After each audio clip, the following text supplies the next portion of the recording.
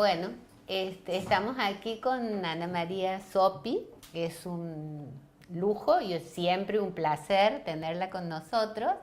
Ana María es doctora en educación de la Universidad Nacional de Buenos Aires, es magíster en antropología social de la Universidad Nacional de Misiones, siempre universidades públicas. Sí. Es licenciada en pedagogía en la Universidad de Cuyo. También tiene numerosas publicaciones, libros, artículos en revistas científicas. Ha dado cursos de grado, posgrado en universidades del país. Es profesora emérita de la Universidad Nacional de Jujuy. Y bueno, pero a ella le gusta que la llamen educadora. Muchas gracias. Y es básicamente muy valiosa como persona y por su compromiso con la educación, que es genuino y permanente, ¿no? Así que bienvenida, Ana María. Muchas gracias también por ese nombre de educadora que me parece que podríamos poner en el valor que, bueno, ojalá tuviera en la sociedad, ¿no? Sí, bueno, esa es una construcción que demanda mucha energía, ¿no? Mucho trabajo. Y que tiene que ver con las nociones de pedagogía y con las nociones de educación que se van desarrollando históricamente. Creo que yo te invito, María Rita, a que al pensar en estos temas hagamos un repaso por nuestra propia formación, porque por la edad, generacionalmente, nosotros somos casi un testimonio de lo que ha sido la historia de la educación argentina en la segunda mitad del siglo XX y comienzos del XXI, en la Argentina. Entonces, pensar lo que hemos vivido, pensar cómo fuimos construidos, es una tarea muy relevante que hoy yo aprecio. Deberíamos poder habilitar a los futuros colegas educadores a que no dejen de asumir, no dejen de mirarse a sí mismos para pensar la educación. Por ejemplo, fíjate ese detalle, vos decís, en todas las universidades donde se formó son universidades nacionales y tiene que ver con una historia de la Argentina, donde la Universidad Nacional es la que nos habilitaba a tener este tipo de formación, este tipo de habilitación para el uso de, no solo de la profesión, del pensamiento, de la palabra. Pero bueno, nos pensamos en eso y también vale aquí ver cómo fuimos formados, Y en esa evaluación que uno hace ya, quizás porque los años pasaron, pero ojalá hubiéramos podido verla antes, yo personalmente tomo cada vez más conciencia de cuán frágil, cuán empobrecida fue nuestra formación en lo que a teorías pedagógicas se refiere.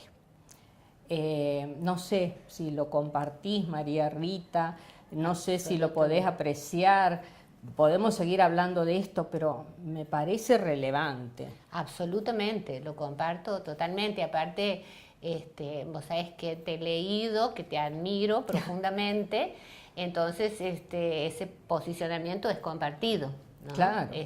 Ha sido, digamos, escamoteado y ha permanecido en la zona oscura, ¿no? Yo creo que cuando empezó la modernización o los intentos de modernizar la educación, modernizar entre comillas, para ponerla a tono con un orden globalizado, la globalización estuvo desde el descubrimiento en la historia, tenemos sucesivas globalizaciones, pero bueno, en la Argentina, a mediados del siglo XX, hubo un movimiento que veíamos incluso en ese momento con bastante simpatía porque propiciaba el desarrollo de las sociedades supuestamente subdesarrolladas. Por lo menos nos daba algunas categorías para percibirnos desde cómo estábamos y dónde estábamos parados en el mundo. Pero obviamente esas visiones, y acá viene lo de visión como teoría, ¿no? Porque esas maneras de ver el mundo son los anteojos con los cuales también construimos las teorías que nos permiten encontrar lo que supuestamente es la realidad. Pero la realidad no es que existe fuera del nombre que nosotros le asignamos. Entonces, ese ver cómo miramos la educación y cómo empezamos a ver la educación, yo recuerdo en la etapa en que todavía era estudiante, que entonces ya incluso en la universidad, por fuerza del cientificismo dominante, por fuerza del positivismo dominante, nos hacían mirar como a algo obsoleto, anticuado, inapropiado el sistema educativo. Ya nacía esta perspectiva técnica haciéndonos de alguna manera mirar esa práctica educativa que si la mirábamos desde otra óptica, por esto de las ópticas, ¿no? El mundo valorizaba, porque todos los argentinos decíamos, un graduado universitario de la Argentina se desempeña con solvencia en cualquier lugar del mundo. Nuestras universidades tienen prestigio en el continente y en distintos ámbitos. Y sin embargo se nos hacía mirar como que el trabajo docente era obsoleto, tradicional, conservador. Bueno, casi de repente nada bueno. Y lo bueno estaba ¿dónde? Veíamos lo bueno, recordarás, en teorías científicas que venían de otros campos disciplinares. El campo de las ciencias, de la educación, o sea, la educación como objeto de estas ciencias que venían a consolidarla, digamos, a legitimarla, y que además tenía que dar un examen de cientificidad, porque si no... Que parece que nunca pasamos. Que nunca pasamos. Porque en ese examen de cientificidad que debíamos dar los pedagogos, en el contexto de ese paradigma empírico-analítico, positivista, que todavía hoy es hegemónico, tiene sus resquebrajaduras, pero sigue siendo dominante, éramos, bueno, charla filosófica, intenciones que no se podían medir, había que buscar lo mensurable, lo objetivo, la eficacia, la eficiencia. No sé si alguno recuerda estas palabras como ya nacidas en ese momento y muy fuertemente consolidadas en el imaginario colectivo, de tal manera que los pedagogos teníamos que esperar a que las ciencias legítimas, la psicología primero y la sociología y antropología después, nos dijeran qué era la educación. Y entonces, cuando quisimos ver, y ahora ya hablo de la década de los 80 y más claramente de los 90, en que nos dimos cuenta que habíamos perdido el discurso, que habíamos perdido la palabra, que habíamos perdido la mirada, que no había más pedagogía en las universidades ni en ningún ámbito de formación docente, cosa que muchos colegas empezamos a advertir,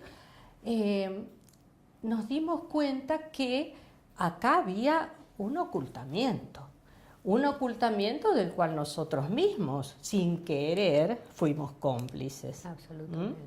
Entonces, la tarea hoy, me parece, María Rita, es recuperar la mirada pedagógica.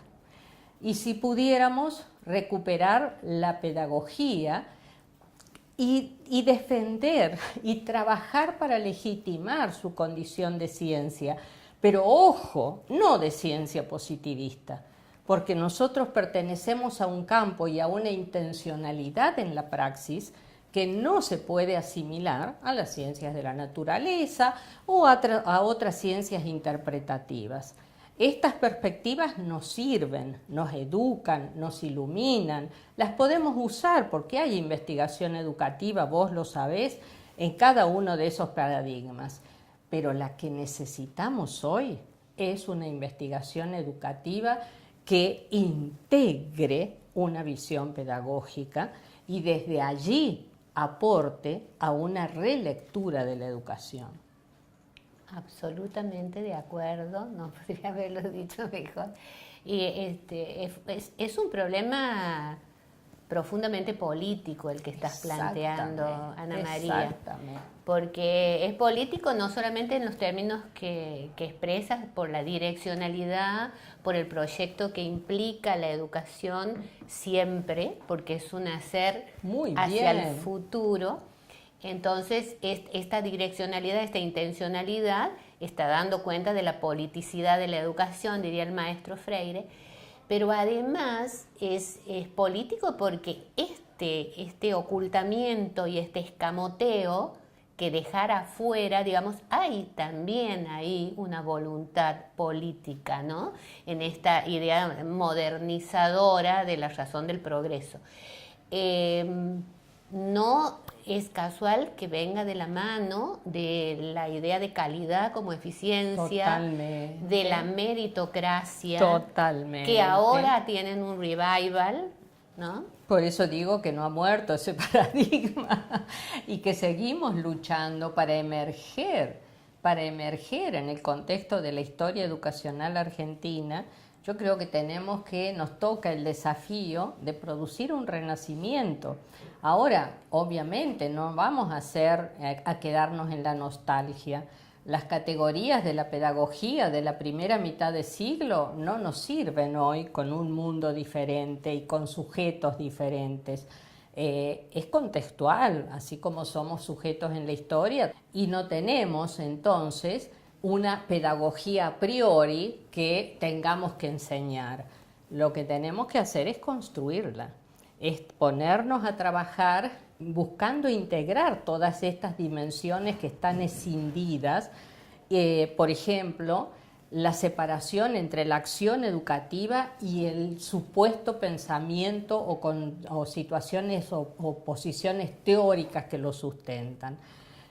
Yo creo que los docentes tenemos que empezar a mirarnos a nosotros mismos y decir, a ver, ¿cuál es mi teoría?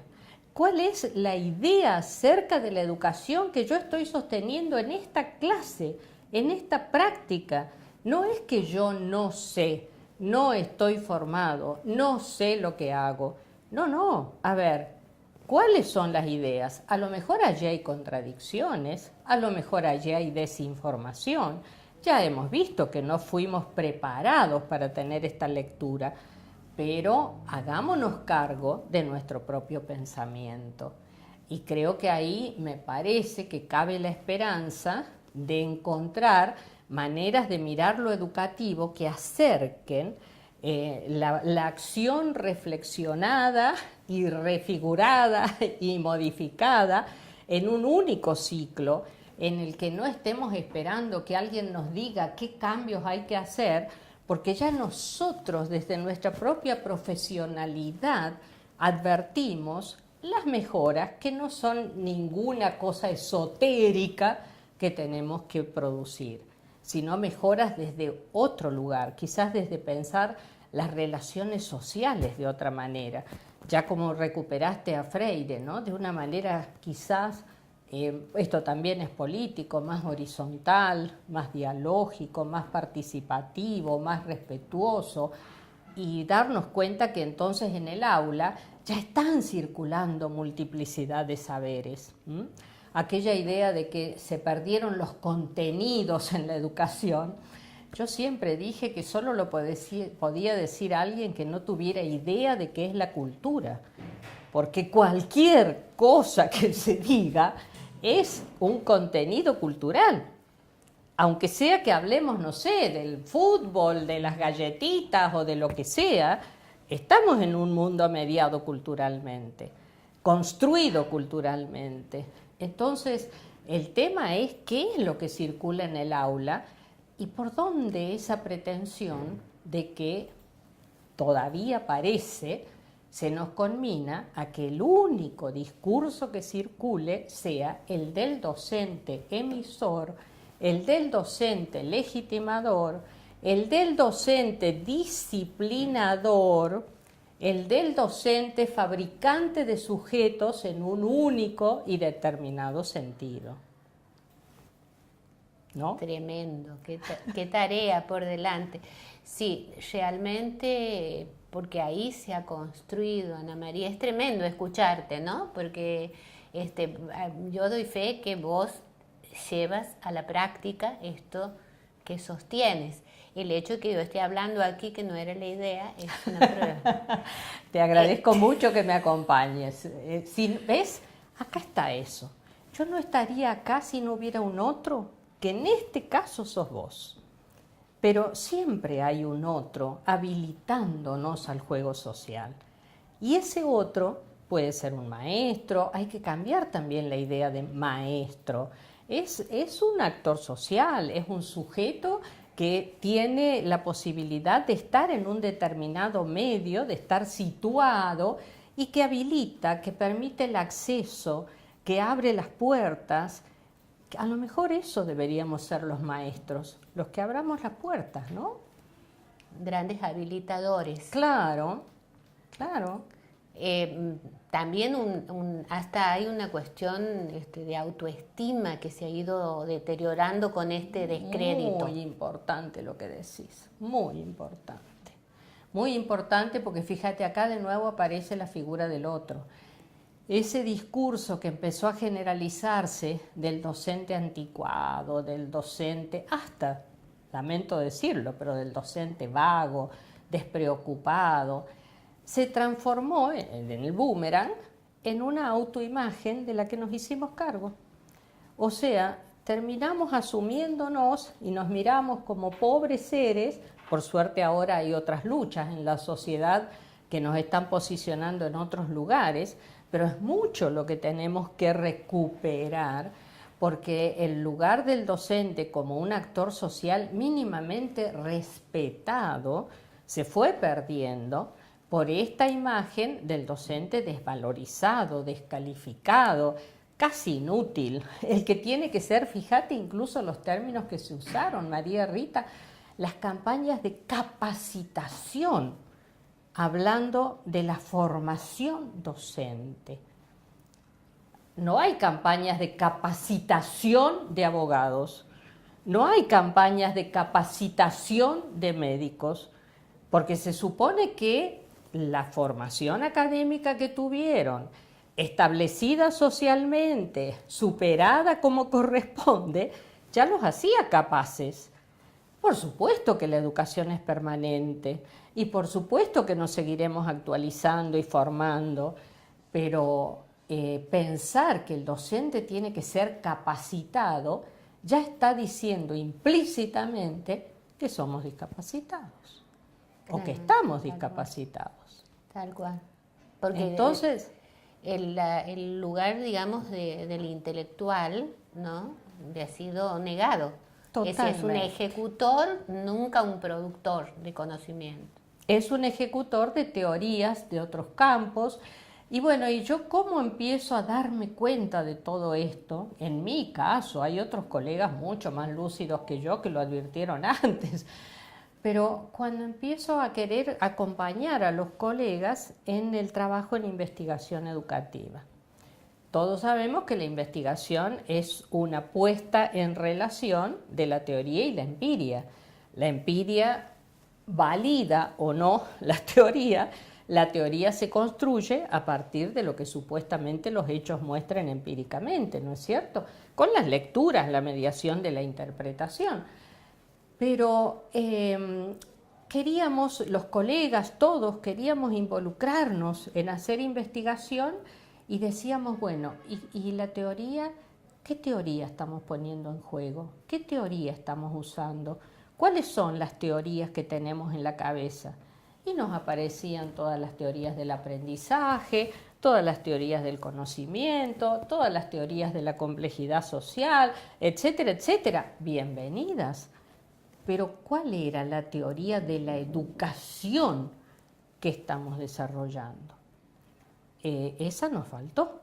Y entonces siento que como son teorías entre comillas ajenas, teorías de campos en los cuales no somos protagonistas, Nosotros no somos psicólogos del aprendizaje, nosotros no somos neurólogos del aprendizaje, pero nosotros sabemos cuál es el sentido de la educación, porque eso es lo que hacemos históricamente todos los días. Es eso lo que tenemos que poner en valor para cuestionar nuestra práctica. Lo otro son conocimientos que nos ayudan, que nos perfeccionan, que nos abren la cabeza, que nos iluminan, pero lo nuestro no es desplazarnos hacia otro campo y perder la posibilidad de leer la especificidad del objeto educativo. Ahí es donde empiezo a ver que nos falta teoría y que las teorías pedagógicas no existen en ningún plan de formación. Nuestro deseo de promover la investigación educativa, porque nos parece que es la vía para hacer y recuperar esa dimensión intelectual del docente, para hacerlo un educador capaz de pensar y de pensarse y de asumir su pensamiento y jugar en la escena social desde un pensamiento conscientemente asumido, críticamente validado en la práctica. Pero para eso, ¿y cuál es el conocimiento que tenemos que tener? Y hay que revisar nuestras teorías. Confieso que estoy viviendo una situación inédita, porque si bien un curso parecido dicté en Jujuy en un doctorado, hoy con todas estas nuevas reflexiones lo he resignificado mucho y bueno, vamos a poner a prueba con los colegas con los que trabajemos si existe o no la posibilidad de pensar sobre esto y cómo lo pensamos, ¿no?